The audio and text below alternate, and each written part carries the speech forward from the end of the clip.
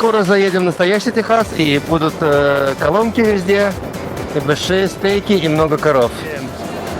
География меняется, штаты меняются, дорога меняется, но вид не меняется. Вот совершенно случайно вышел на улицу, встретил стрэнджер, который играет на гитаре и поет, и очень даже неплохо. Baby, tell me, I'm down on my knees.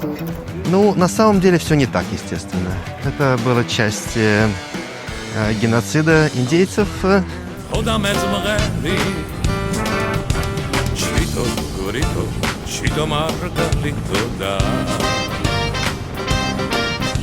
старый республиканский флаг, ради которого и вели всю войну.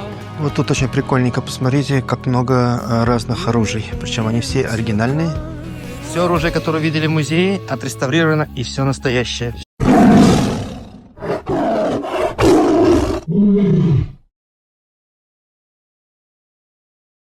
Доброе утро.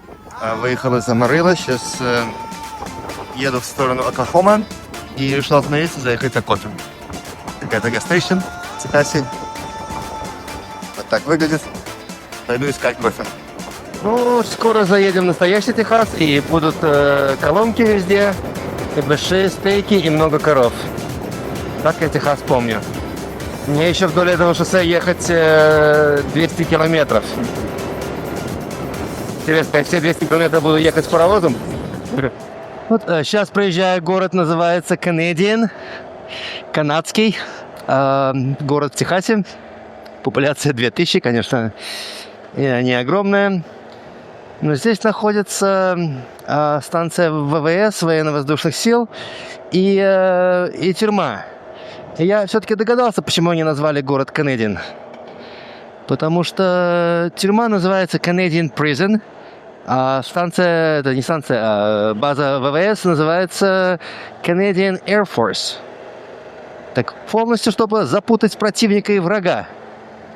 Хрен найдешь на карте. Canadian Air Force в Техасе. Ну вот, это такое у меня чувство юмора. Да, город Canadian. Я все-таки остановился хочу остановиться где-то и поговорить с людьми. Меня спросят, откуда я, а я скажу I'm Canadian. Интересно, они поймут мой юмор или нет. Интересно, Cattle Exchange, так как мы все-таки в Техасе. Все связано с коровами. И биржа коров — это как бы одно из основных трейдов в Техасе. Как вы видите, все связано с коровами, даже в таком маленьком городишке, как Canadian. Вот у нас Canadian Restaurant. Ну и все. Проехали город Canadian. Вот техасский вид. Стоит качка, нефтяная, и корова рядом пасутся. Вот тебе Техас, бэби. Ехал в Оклахому. Мало чего поменялось. Ну, правда, тут зелени, наверное, больше. Дальше уже будет Канзас. Ну, совершенно другие достопримечательности. Сами видите, география меняется, штаты меняются, дорога меняется, но вид не меняется. Эти огромные несущие длинные составы, вечно уезжающие, выезжающие куда-то. Везде это степь, поля, степь. Оклахома, Техас не сильно отличаются. Был местную забегаловку, взял салатик с бёргером.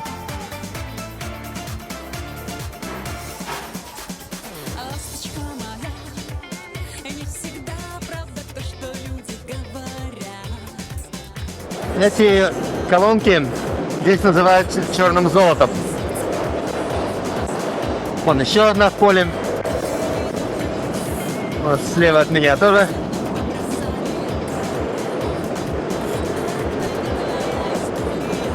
Даже сама земля тут какая-то красно-черная, я бы сказал. Красная — это залежи железа, наверное, или магнитит. Богатые залежи. А черные — это углеводороды, нефть. Где такие маленькие подстанции, вот они, которые наполняют эти колонки. Он с левой колонкой под каждое месте.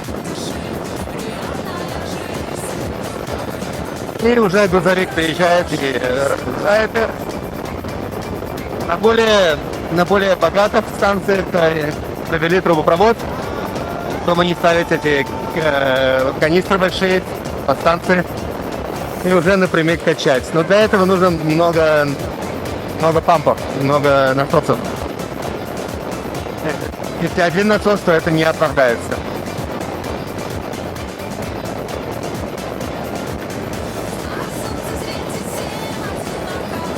Все, нашел самое большое отличие Оклахомы от Техаса. В Техасе все пампы черные, тут белые.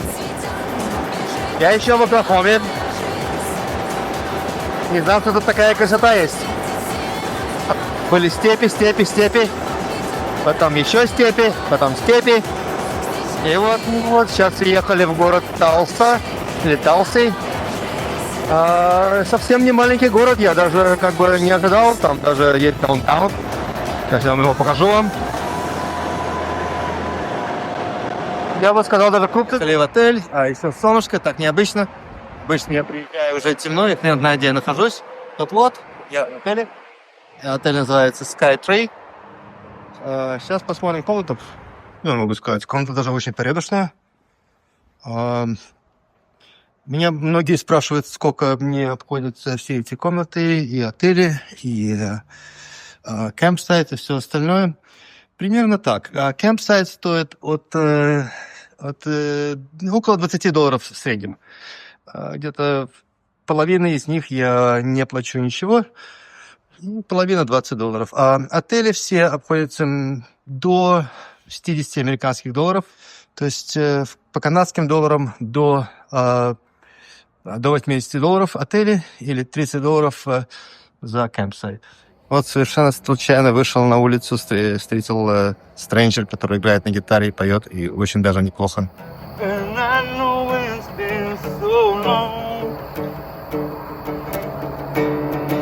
Baby, tell me, I'm down on my knees, begging you just to stay here one time for me. There we go, another time down the road. I am. And who played on this? You played beautifully and sang on the guitar. My name's Eric Dill, by the way. Eric Dale. And guys, you're on YouTube somewhere. We can find you, Googleable. Yeah, or you can find my stuff on BandLab. BandLab. Yeah, I have BandLab. Amazing. Well, thank you so much. Please keep singing. I appreciate that. You bring joy to people. Yes, sir. Thank you. Good night.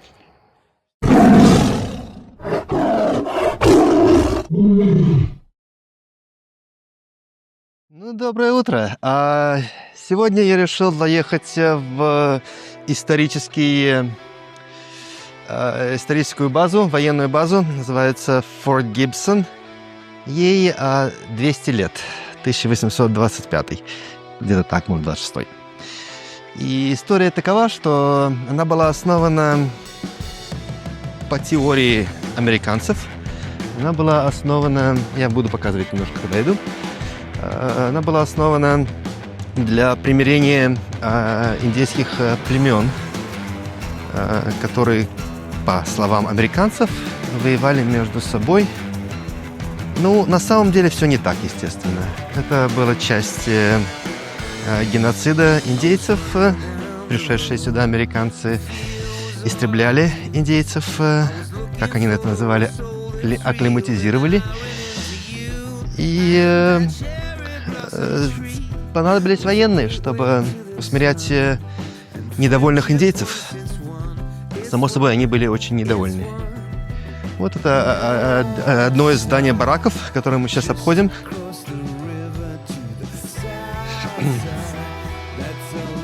Я не знаю, тут можно ходить или нет, но сейчас посмотрим. Он кто-то уже там идет, смотрит. Ну вот, тут 3-4 здания. Само собой, все это не работает. В 1850-х годах это закрыли. И потом на Civil War, когда гражданская война была, опять открылась Форт Гибсон, опять открыли на несколько лет. И потом опять закрыли. И вот так вот он стоит как музей уже много-много лет. А тут всего лишь пару старых зданий, как вы видите. Сохранившийся от тех времен. Ну, как бы, чем он известен, что это один из самых первозданных, один из самых первых фортс, баз, которые были основаны американцами здесь. Мы сейчас пойдем прочитаем, что вообще пишут. Ну, этот форт находится прямо посреди города, как видите, кругом дома. Ну, а здесь можно немножко историю увидеть. Так, что у нас за трафик здесь? Вот это, я думаю, их не основная улица. Ну да, если часы стоят, то точно. Как видите, идет стройка моста. А мост проходит над очень красивой рекой. Называется Арканзас. Или по-английски Арканса. Арканзас река. Да, тут, кстати, ни разу ее и не видел, честно сказать. Хотя был тут в этих районах часто. Ну, как вы уже, наверное, заметили, мы находимся в центральной полосе, где как бы климат не отличается от Торонто, где я живу, или там от Москвы, где я жил до этого. Пальм больше нету, кактусы закончились, пустыни все переехали, степи закончились, горы, холмы, все вот это. Теперь такая средняя полоса, наша родненькая. Так вот, по ней мы сегодня поедем, расскажу о планах сейчас. По ней мы сегодня поедем в город Спрингфилд. Он в Оклахоме находится. И в этом городе есть старый Battlefield. Еще со времен гражданской войны, по-моему. Там была какая-то известная битва. После этого, это где-то через 3 часа. После этого мне еще 3 часа ехать в сторону города Сент-Луиса. Сент-Луис я очень люблю, много раз там был. Он штат Мизура. И стоит на реке Миссисипи, на красивейшей реке Миссисипи. И там недалеко мы остановимся на кемпинг. Планы такие. А кемпинг я нашел вроде неплохой. Тяжело очень после того, как останавливаетесь на кемпинг где-нибудь в Мексике или в Аризоне, в пустыне. Останавливаться где-то в маленьком парке в пригороде. Это разные ощущения. Вот такие у нас сегодня планы. Поездка будет часов 7-8. Уже час я в пути. Вот вам хороший показатель того, где я нахожусь. Wild Wild West.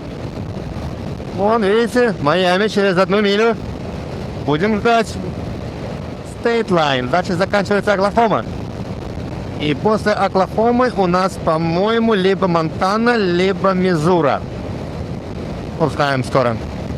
Ну все, да, Майами мы проехали, конечно. Впечатление не произвел. До свидания, Оклахома. Спасибо тебе за все. За хорошую погоду, хоть и ветреная, но нормально все.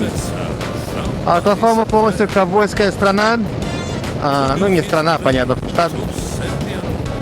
Так же, как северный Техас, я бы сказал. Очень-очень похожи. Теперь у нас новое приключение в Мизури. Посмотрим.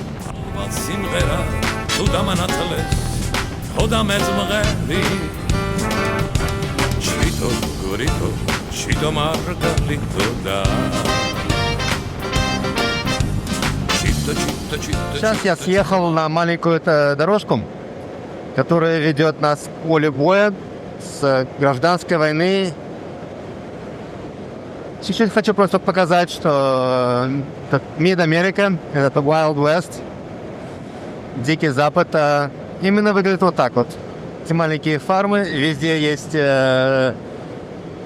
флаги либо республиканские, старые, либо американские, новые. Везде живут патриоты, везде живут фермеры, такие домишки. И, в принципе, вся Америка именно такая же. Вот на тракторе кто-то выехал погулять. Такую Америку центральную я и помню, и знаю, и простонародье, полное отсутствие богатства. Я бы не сказал, что они бедные, а они просто не богатые. Нету тут контраста, который часто мы видим в больших метрополитенах, в Торонто, в Нью-Йорке, в Лос-Анджелесе. Лос-Анджелес вообще не хочу приводить как пример, это говногород. Вот, немножко вам показал. Я уже почти доехал, просто возможность показать настоящий дикий запад. Просмотр. Это город. Этот город называется Republic. И типичный представитель Средней Америки. Сейчас я уже выхожу очень на маленькие улочки. Они даже уже односторонние все. И надеюсь, меня Navigation выведет на поле боя гражданской войны. Вот, это Wilson Creek Battlefield. Какая тут война была, я еще не знаю. Сейчас я иду в Visitors Center, немножко узнать информацию. Вижу, впереди какие-то пушки стоят. Понятно, что это времен гражданской войны. Сейчас я могу. Стоят две пушки.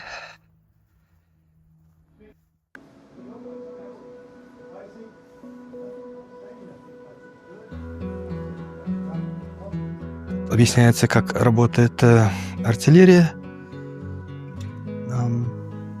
Пройдем дальше. Это у нас коробка для пороха. Это очистка пушки, очистка снарядов, подточка. В общем-то, всякие инструменты для пушки.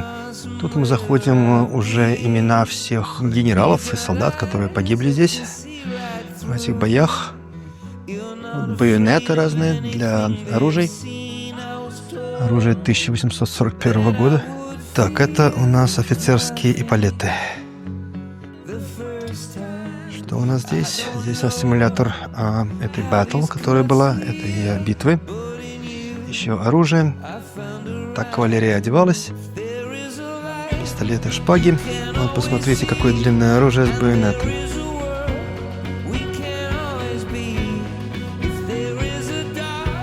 Немножко дальше. Вот старый республиканский флаг, ради которого и вели всю войну, гражданскую войну. Так, это медицина тех годов.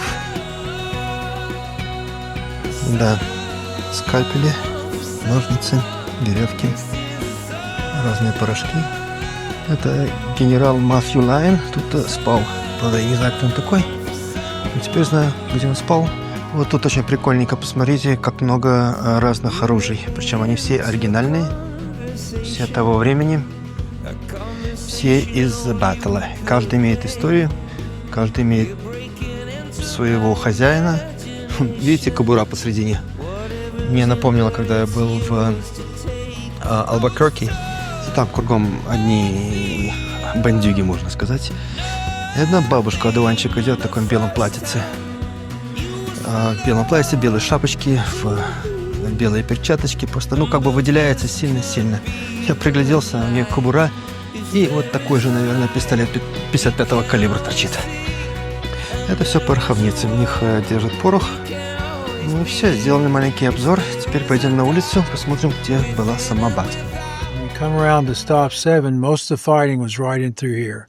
80% of the casualties were in that area right there. Wow. About 2,000 men wounded and 530 killed here. Wow. 2,500 casualties. What year are we talking? 1861. 1861. Ну вот, познакомился с очень интересным профессором в университете по истории.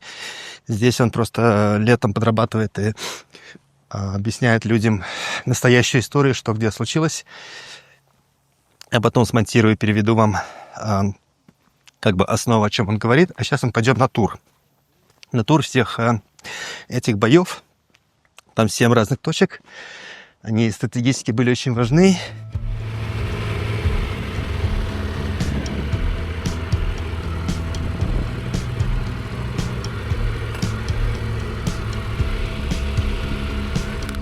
Сейчас посмотрим. 200 лет назад здесь был encampment. Это лагерь военных конфедерации. Военный лагерь. В первой точке, которую я остановился, вам показал, был дом генерала. А здесь уже вот с правой стороны вот, все это их бараки, инкампенты, лагеря, и они тут жили, ели и воевали. Было очень много погибших, и только совсем недавно, в 20-м столетии, выкопали все останки всех бойцов и закопали на кладбище недалеко отсюда. Так что тут сейчас останков уже нету. Ну, как историк сказал, конечно же, есть. То, что не выкопали, то не выкопали. Ну, здесь еще одна точка. Тут еще одна битва была. Входим в место, где была основная батл. Она была чуть дальше. Здесь была ударная точка артиллерии. Как вы это видите. Все пушки реставрированы, все настоящие. Все оружие, которое видели в музее, отреставрировано, и все настоящее. Все аутичное. И сама батл была вот здесь вот, чуть подальше. Сейчас я подъеду на мотоцикле и покажу. Это просто высокая точка, как видите, я на холму нахожусь. И вот у нас самая основная точка. Называется Кровавый холм, Bloody Hill, где основная битва. Эта битва была в 1861 году. Тут получается одна из основных battles, сражений, которое решило исход гражданской войны. Зашел в типичный американский ресторанчик, спортивный бар такой. Сейчас еще не бизи, поэтому народу мало.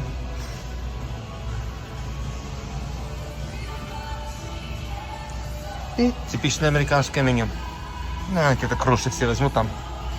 Ну, вот у меня healthy dinner. И напиток. Года 3-4 назад был алкогольный, но сейчас нет. Приятного мне. Такой короткий видосик на комнату мотеля, в которой я сегодня сплю.